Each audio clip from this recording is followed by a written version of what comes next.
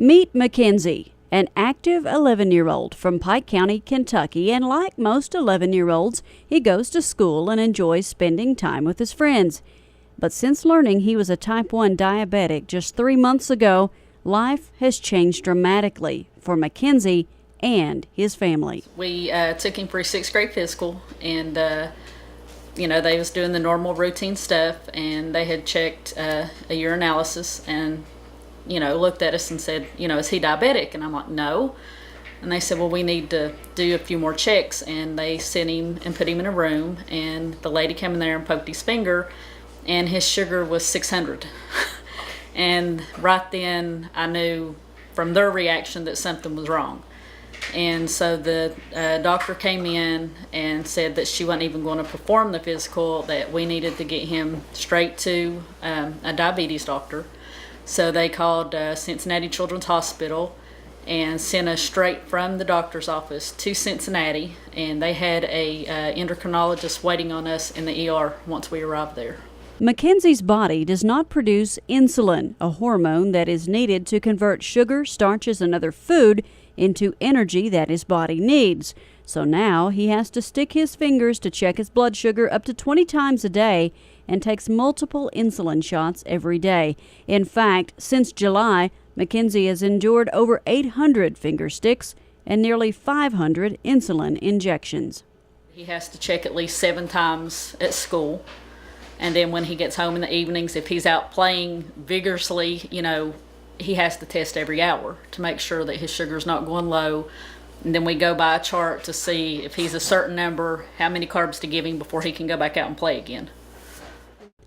In addition to keeping track of everything Mackenzie eats and calculating how much insulin he needs, Melissa has done a lot of research and discovered a group called Guardian Angel Service Dogs.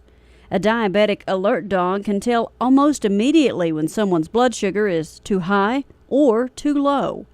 Dan Warren, owner and president of the group, says a Diabetic Alert Dog is not a cure, but another tool that families can use to make life with diabetes a little easier. What we're trying to do is have it as a proactive approach in managing diabetes versus a reactive care for managing the side effects of diabetes.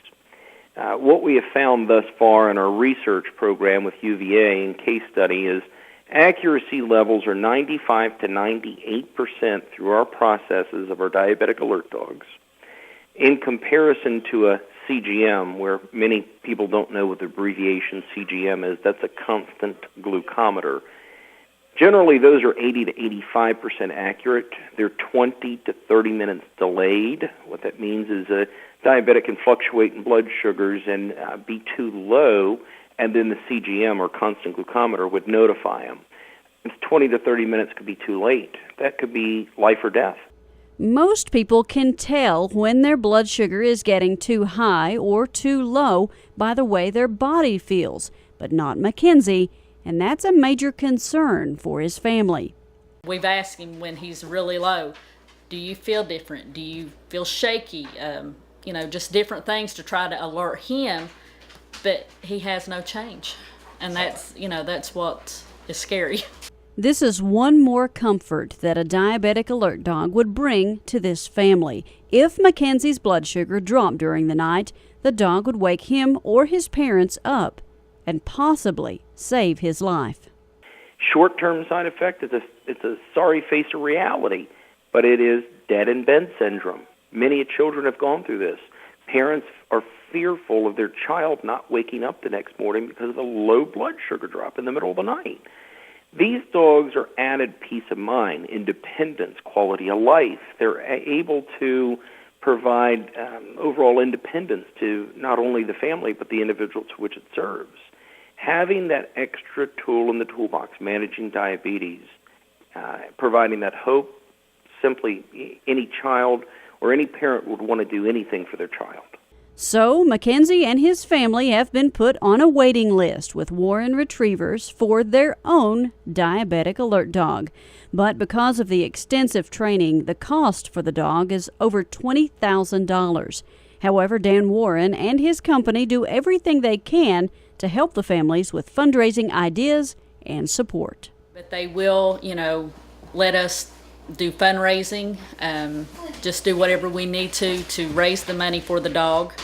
They are very expensive, but you can't put a price tag on the safety of your child. If anyone would like to make a donation to help Mackenzie's family with this cost, here's how. And because Guardian Angel Service Dogs is a 501c3 nonprofit organization, your contribution is tax deductible.